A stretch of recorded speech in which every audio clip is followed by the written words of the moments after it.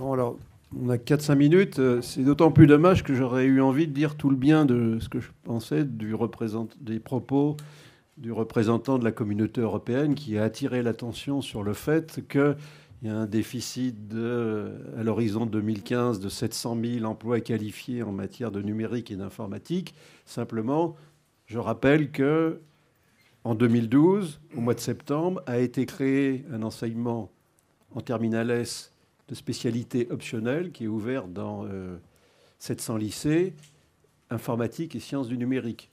Et c'est tout ce qu'il y a en matière de discipline informatique dans l'enseignement scolaire en France. Donc c'est un premier pas positif, mais on est encore loin du compte. Mais bon, donc j'ai perdu une minute, mais ça me semblait important de le dire.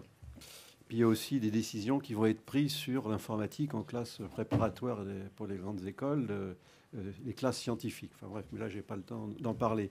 Alors,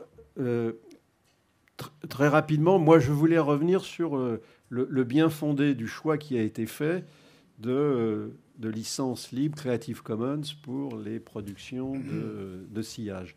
Avec Nathalie, là, on a donné une interview récemment à Framasoft, le site bien connu en matière de libre, qui a plus d'un million de visiteurs par mois.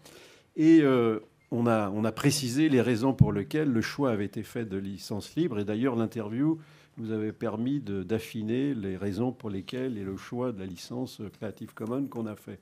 Alors, ce choix, en fait, il est dû au... Enfin, il s'appuie sur le fait que depuis toujours, les enseignants fabriquent des documents à partir de documents pour préparer leurs cours et pour faire leurs cours, mais que à la fois les outils informatiques et les réseaux Internet ont profondément modifié le contexte de cette production de documents. Très rapidement, les plus anciens dans la salle se souviennent de l'exercice de fabrication de documents encore dans les années 60-70 avec la Renéo, et au fait qu'à cette époque-là, il n'y avait pas de photocopieuse dans les établissements scolaires.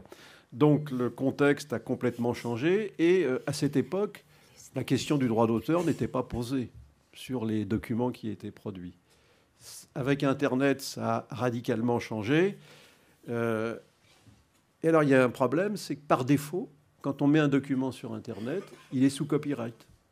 Autrement dit, si on respecte la loi, chaque enseignant qui veut pouvoir faire une utilisation d'un document qu'il a trouvé sur Internet doit demander l'autorisation explicite à l'auteur. Alors, ce qu'on peut chercher, ce qu'on peut souhaiter en pareille situation, c'est que l'auteur n'ait pas de succès, parce que sinon, il va passer sa vie à donner des autorisations. Donc, il y a une question d'intérêt général, c'est-à-dire pas seulement pour les enseignants, mais aussi pour tout le monde, qui est de quelle réponse en termes de propriété intellectuelle pour favoriser la circulation, l'appropriation, la modification, l'utilisation, la bonification des documents pédagogiques qui sont mis sur Internet. Alors, les licences Creative Commons sont la réponse, tout simplement parce que, par avance, l'auteur dit ce que l'on va pouvoir faire avec les ressources qu'il a mises sur Internet. Je terminerai par une petite réflexion là, en forme de provocation.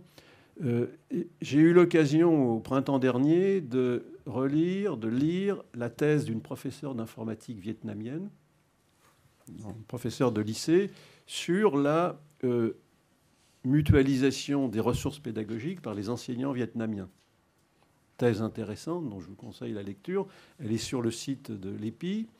Et parmi les freins et les obstacles qui sont signalés par les enseignants vietnamiens, il y a le fait qu'au Vietnam, il y a des lycées d'excellence, il y a des concours nationaux qui, notamment, peuvent permettre d'accéder à l'université dans un certain nombre de filières.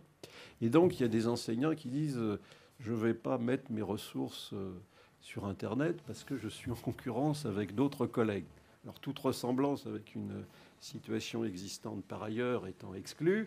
Alors, par rapport à ça, moi, et je terminerai là-dessus, j'aurais tendance à dire un des arguments forts qui est avancé par rapport au logiciel libre, c'est le fait que la valeur ajoutée est dans le service et que quelque part, l'auteur ou les auteurs des millions de lignes de code qui constituent un logiciel, quelque part, ils ont un avantage de départ par rapport aux autres, et qu'une entreprise va avoir tendance peut-être à s'adresser prioritairement aux auteurs, parce que c'est eux qui, souvent, maîtrisent le mieux le produit.